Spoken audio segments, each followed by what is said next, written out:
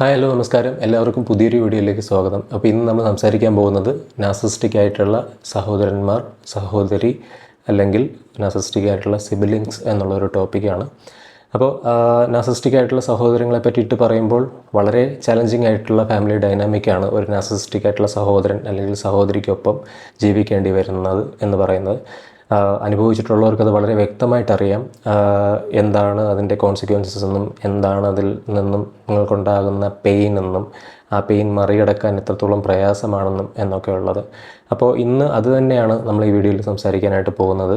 ഇത്തരത്തിൽ ഇവരുടെ ട്രെയ്റ്റ്സ് എങ്ങനെയാണ് കാണപ്പെടുക, അതെങ്ങനെയാണ് നമ്മൾ സ്പോട്ട് ചെയ്യേണ്ടത്, ഇതിനെ എങ്ങനെയാണ് നമ്മൾ നല്ല രീതിയിൽ നേരിടേണ്ടത് അല്ലെങ്കിൽ ശരിയായ രീതിയിൽ ഇതിനെ ഡീൽ ചെയ്യേണ്ടത് എങ്ങനെയാണ് എന്നൊക്കെയുള്ളതാണ് ഇന്നത്തെ വീഡിയോയിൽ നമ്മൾ സംസാരിക്കാനായിട്ട് പോകുന്നത്. അപ്പോൾ നാർസിസത്തെ പറ്റിയിട്ട്, നാർസിസ്റ്റിക് പേഴ്സണാലിറ്റി ഡിസോർഡറിനെ പറ്റിയിട്ട് നമ്മൾ ബേസിക് ആയിട്ടുള്ള വീഡിയോസ് എല്ലാം, അതായത് ഇതിനെപ്പറ്റി അറിയേണ്ട വീഡിയോകളെല്ലാം ഓൾറെഡി ഈ ചാനലിൽ ചെയ്തിട്ടുണ്ട്.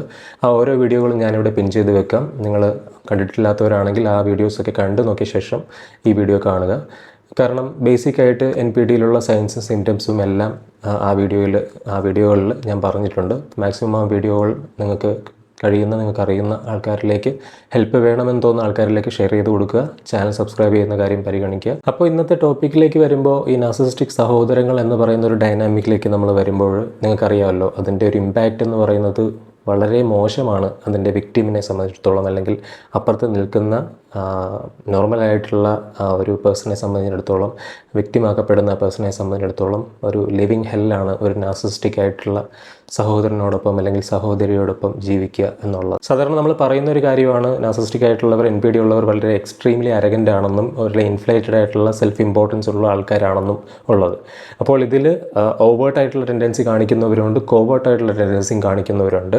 ഓവേർട്ടായിട്ടുള്ള ടെൻഡൻസി ഉള്ളവരെ പ്രകടമായിട്ട് ബാക്കിയുള്ളവർക്കും മനസ്സിലാക്കാൻ കഴിയുന്നതാണ്. അതിന് ക്ലാസിക് നാർസിസ്റ്റ് എന്ന് പറയുന്ന കാറ്റഗറിയിലാണ് വരുന്നത്.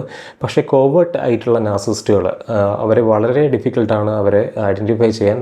പുറമേ അവർക്ക് കാണാൻ കഴിയില്ല, പക്ഷേ വിക്ടിമാക്കപ്പെടുന്ന ആളിന് കൃത്യമായിട്ട് അവരെ പറ്റിയിട്ട് അല്ലെങ്കിൽ ആളിനെ പറ്റിയിട്ട് ആളിൻ്റെ എല്ലാ തരത്തിലുള്ള അബ്യൂസുകളും അനുഭവിക്കുന്നത് ആ വിക്ടിമായിട്ടുള്ള ആളായിരിക്കും. നാർസിസ്റ്റിക് സിബ്ലിങ്സിനെ ഐഡൻറ്റിഫൈ ചെയ്യാനുള്ള വളരെ കോമൺ ആയിട്ടുള്ള സയൻസ് പറഞ്ഞുകൊണ്ട് തന്നെ നമുക്ക് ഇന്നത്തെ വീഡിയോ തുടങ്ങാം. അതിലൊന്നാമത്തെ സൈൻ എന്ന് പറയുന്നത്, they want to be the centre of attention എന്നുള്ളതാണ്. അവർക്ക് സെൻറ്റർ ഓഫ് അറ്റൻഷൻ ആയിരിക്കണം എപ്പോഴും അവിടെ, അല്ലെങ്കിൽ നിങ്ങളുടെ ജീവിതത്തിൽ വളർന്നു വരുന്ന സാഹചര്യങ്ങളിൽ സെൻറ്റർ ഓഫ് അറ്റൻഷൻ അവർ തന്നെ ആയിരിക്കണം എന്നുള്ളതാണ് ഒന്നാമത്തെ സൈൻ.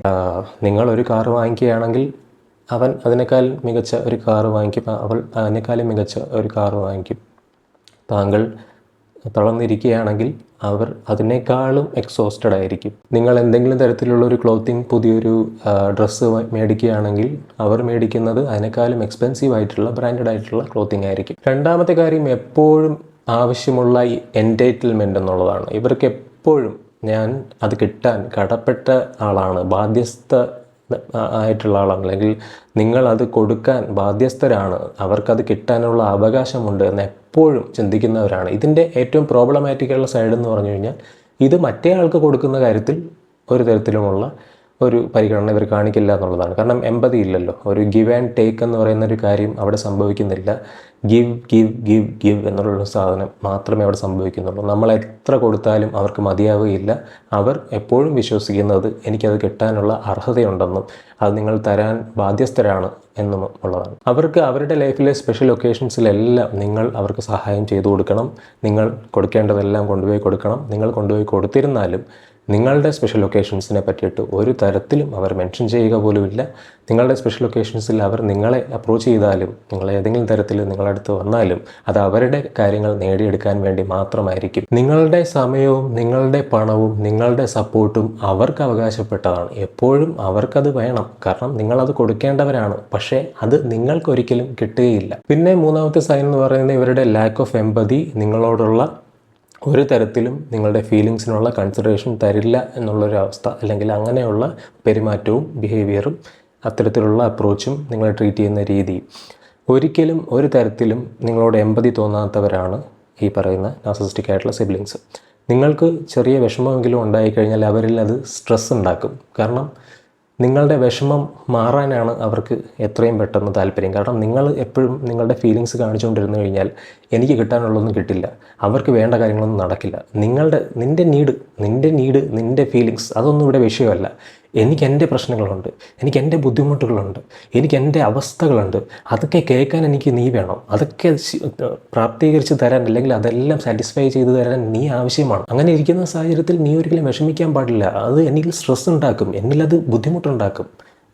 എനിക്ക് അത് താങ്ങാൻ കഴിയുന്നൊരു കാര്യമല്ല. എത്രയും പെട്ടെന്ന് നീ നോർമലായിട്ട് എന്നെ സഹായിക്കാൻ വേണ്ടി വരിക, എന്നെ സപ്പോർട്ട് ചെയ്യാൻ വേണ്ടി വരിക, എനിക്ക് സമയം തരാൻ വേണ്ടി വരിക, എനിക്ക് പൈസ തരാൻ വേണ്ടി വരിക. നിങ്ങൾ ലൈഫിൽ നേടുന്ന ഓരോ ചെറിയ അച്ചീവ്മെൻറ്റുകളും, അത് എന്ത് അച്ചീവ്മെൻറ്റ് തന്നെ ആയാലും, അവരിൽ അത് വളരെയധികം ജലസി ഉണ്ടാക്കും, അസൂയ ഉണ്ടാക്കും എന്നുള്ളതാണ്. ആ ഒരു അസൂയ വളരെ അധികം അവരുടെ ഉള്ളിൽ ഒരു പക പോലെ അവർ വെച്ചിരിക്കും. അത്തരത്തിൽ എമ്പതി ഇല്ല എന്നുള്ള കാര്യം മാത്രമല്ല, ഈ എമ്പതി ഇല്ലായ്മയിൽ നിൽക്കുന്ന അവരോട് നിങ്ങൾ കൊടുക്കുന്ന ഓരോ ഇൻഫർമേഷനും, നിങ്ങളെക്കുറിച്ചുള്ള നിങ്ങളുടെ ഉള്ളിലുള്ള ഫീലിങ്സ്, നിങ്ങൾ ഏറ്റവും കൂടുതൽ വൾണറബിളായിട്ടുള്ള നിങ്ങളുടെ കാര്യങ്ങൾ പറയുമ്പോൾ അതെല്ലാം അവർ നിങ്ങൾക്കെതിരെ ഒരു വെപ്പണായിട്ട് ഉപയോഗിക്കും എന്നുള്ളതാണ്. കാരണം അവർക്ക് സ്വന്തമായിട്ടൊരു ഐഡൻറ്റിറ്റിയോ ഒരു സ്വന്തമായിട്ട് ചിന്തിക്കാനുള്ള ശേഷിയോ നിങ്ങളുടെ അത്രയും ഇല്ല എന്നുള്ളതും, നിങ്ങൾ അവരെക്കാൾ ബെറ്ററാണ് എന്നുള്ളതും ഏറ്റവും നന്നായി അറിയാവുന്നത് നിങ്ങളെക്കാളും അവർക്കാണ്. കാരണം അവർക്ക് അവരുടെ ഇൻസെക്യൂരിറ്റിയും വൾണറബിലിറ്റിയും വളരെയധികം ഇവരുടെ ഉള്ളിലുണ്ട്. ആ ഉള്ളിലുള്ള വൾണറബിലിറ്റിയും ഇൻസെക്യൂരിറ്റിയും കവറപ്പ് ചെയ്യാനായിട്ട് നിങ്ങൾ കൊടുക്കുന്ന ഓരോ ഫീലിങ്സും, നിങ്ങൾ പറയുന്ന ഓരോ കാര്യങ്ങളിൽ നിന്നും പിക്ക് ചെയ്യുന്ന കാര്യങ്ങൾ ഉപയോഗിച്ചിട്ട് ആ കാര്യങ്ങൾ വെച്ചുകൊണ്ട് നിങ്ങളെ ഗ്യാസ് ലൈറ്റ് ചെയ്ത്, നിങ്ങളെ ഗിൽട്ട് ട്രിപ്പ് ചെയ്ത് അവരുടെ കാര്യങ്ങൾ നേടിയെടുക്കാൻ വേണ്ടി അവർ ഉപയോഗിച്ചുകൊണ്ടേയിരിക്കും. നാലാമത്തെ കാര്യം, നിങ്ങൾ അവരുടെ നാർസിസിസ്റ്റിക് സപ്ലൈ ആണെന്നുള്ളതാണ്. നിങ്ങളാണ്, അതായത് ഒരു നാർസിസിസ്റ്റിക് സിബിലിങ്ങിൻ്റെ സഹോദരൻ അല്ലെങ്കിൽ സഹോദരിയായ നിങ്ങളാണ്, വിക്ടിമാവുന്ന നിങ്ങളാണ് അവരുടെ എൻ്റർടൈൻമെൻറ്റ് കിട്ടാനുള്ള ഒബ്ജക്റ്റ്, അവർക്ക് പ്രൈസ് കിട്ടാനുള്ള ഒബ്ജക്റ്റ്, അല്ലെങ്കിൽ പ്രൈസ് കൊടുക്കാൻ വേണ്ടിയിട്ടുള്ള ഒബ്ജക്റ്റ് നിങ്ങളാണ്. ആ നാർസിസിസ്റ്റിക് സപ്ലൈ നിങ്ങളാണ്. നിങ്ങൾ മറ്റൊന്നുമല്ല, അവരെ എപ്പോഴും പ്രശംസിച്ചു കൊണ്ടിരിക്കുന്ന ഓഡിയൻസിൽ ഒരാൾ മാത്രമാണ് നിങ്ങൾ. They only care about themselves. അവരെക്കുറിച്ച് മാത്രം ചിന്തിക്കുന്നവരാണ് അവരെ നിങ്ങൾ എപ്പോഴും ചെയർ ചെയ്തുകൊണ്ടിരിക്കണം, നിങ്ങൾ എപ്പോഴും സഹായിച്ചുകൊണ്ടിരിക്കണം, നിങ്ങൾ എപ്പോഴും അവരെ പ്രൈസ് ചെയ്തുകൊണ്ടിരിക്കണം. അവർക്ക് അതാണ് ആവശ്യം. നിങ്ങളുടെ ഫീലിങ്ങോ നിങ്ങളുടെ നീഡോ നിങ്ങളുടെ ലൈഫോ അതൊന്നും അവർക്ക് കാര്യമില്ല, അതൊന്നും ഇമ്പോർട്ടൻ്റ് ആയിട്ടില്ല. അവരുടെ ഡിക്ഷണറിയിൽ ആ കാര്യമില്ല. You are nothing but A puppet for them. നിങ്ങളൊരു കളിപ്പാവ മാത്രമാണ്, അവർക്ക് വേണ്ടിയുള്ള ഒരു ഒബ്ജക്റ്റ് മാത്രമാണ്. പിന്നെ അഞ്ചാമത്തെ കാര്യം, നിങ്ങളാണ് സ്കേപ്പ് ബോട്ട്, അവരാണ് ഗോൾഡൻ ചൈൽഡ് എന്നുള്ളതാണ്. അപ്പോൾ ഒരു ഡിസ്ഫങ്ഷണൽ ആയിട്ടുള്ള ഫാമിലി സെറ്റപ്പിൽ, നാർസിസിസ്റ്റിക് ആയിട്ടുള്ള ഫാമിലികളിൽ എപ്പോഴും ഗോൾഡൻ ചൈൽഡ് ഒരു നാർസിസിസ്റ്റിക് സിബ്ലിംഗ് തന്നെ ആയിരിക്കും, നാർസിസിസ്റ്റിക് ആയിട്ടുള്ളൊരു സഹോദരൻ സഹോദരി തന്നെ ആയിരിക്കും. ഫാമിലിയിൽ നടക്കുന്ന എന്ത് പ്രശ്നങ്ങളുണ്ടെങ്കിലും അതിൻ്റെ ഒന്നാം പ്രതി അല്ലെങ്കിൽ കുറ്റക്കാരൻ എന്ന് പറയുന്ന ഈ സ്കേപ്പ് ബോട്ടായിട്ടുള്ള വിക്ടിമായിട്ടുള്ള ആ ഒരു കുട്ടിയായിരിക്കും. ഈ നാർസിസിസ്റ്റിക് ആയിട്ടുള്ള മറ്റേ കുട്ടി ഒരു തെറ്റും ചെയ്യില്ല. അയ്യോ ഞാനൊരു തെറ്റും ചെയ്യില്ല, എൻ്റെ കയ്യിൽ നിന്നും ഒരു തെറ്റും വരില്ല, എന്ത് തെറ്റ് ചെയ്താലും അത് ഈ സ്കേപ്പ് ബോട്ടായിട്ടുള്ള വ്യക്തിയുടെ, ഈ ഒരു കുട്ടിയുടെ കുറ്റമാണ്. പിന്നെ എന്ത് കാര്യം അവർക്കെതിരെ വന്നാലും നിങ്ങൾക്കെതിരെ തിരിച്ചുവിടാൻ അവർ വളരെ പ്രഗത്ഭരാണെന്നുള്ളതാണ്. അവരെന്ത് തെറ്റ് ചെയ്താലും അത് നിങ്ങളാണ് കാരണം.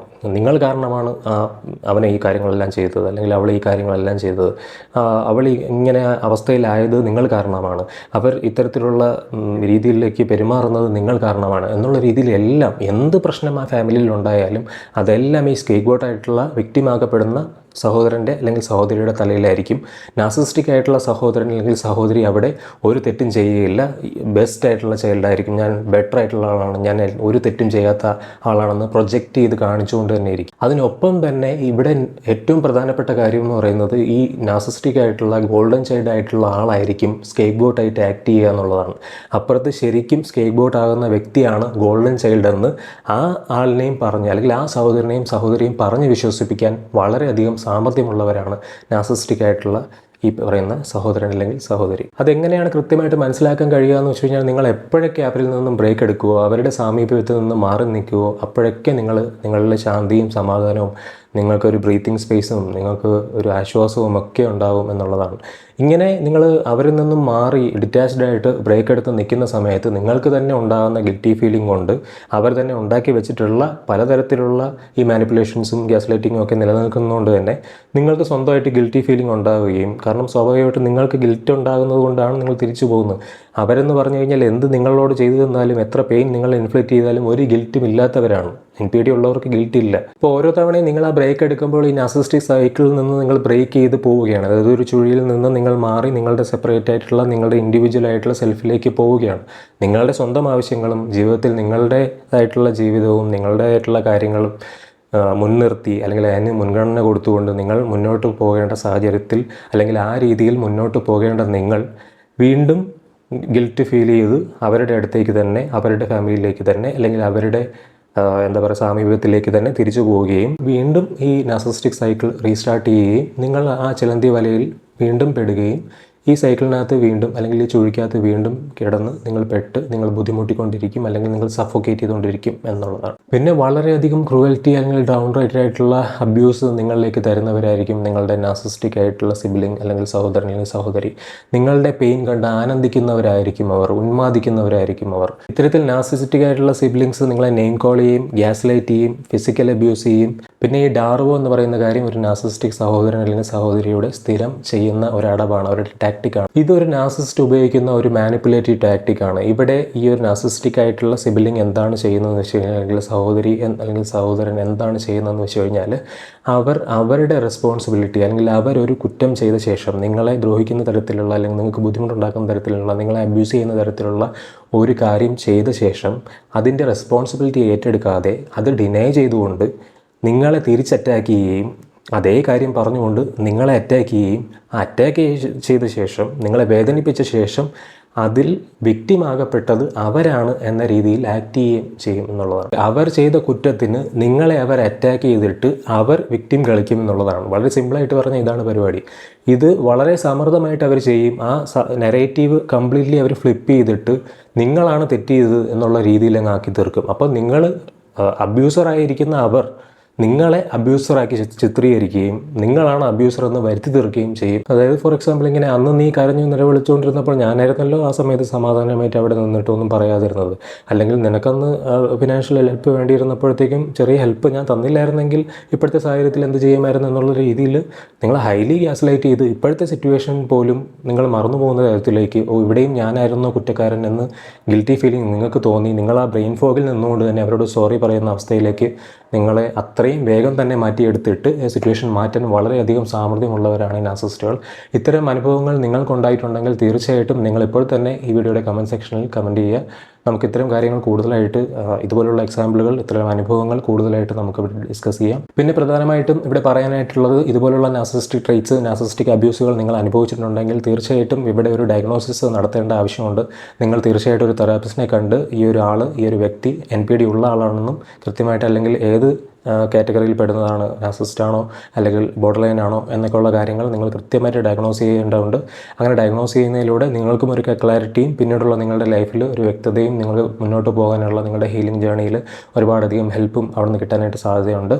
എപ്പോഴും ഓർമ്മിക്കുക, ഇത് ഡയഗ്നോസ് ചെയ്യപ്പെടേണ്ടത് വളരെയധികം അത്യാവശ്യമുള്ളൊരു കാര്യമാണ്. അത്തരത്തിലൊരു പ്രൊഫഷണൽ ആയിട്ടുള്ള തെറാപ്പിസ്റ്റിൻ്റെ ഹെൽപ്പ് നിങ്ങൾക്ക് വേണമെങ്കിൽ ഈ ചാനലിൻ്റെ ഡിസ്ക്രിപ്ഷനിൽ എൻ്റെ ഇൻസ്റ്റാഗ്രാം പേജിൻ്റെ ലിങ്ക് കൊടുത്തിട്ടുണ്ട്. അതിലേക്ക് വന്ന് നിങ്ങൾ മെസ്സേജ് ചെയ്യുക.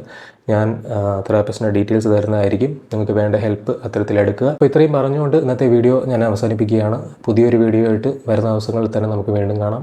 അതുവരെ എല്ലാവർക്കും ബൈ.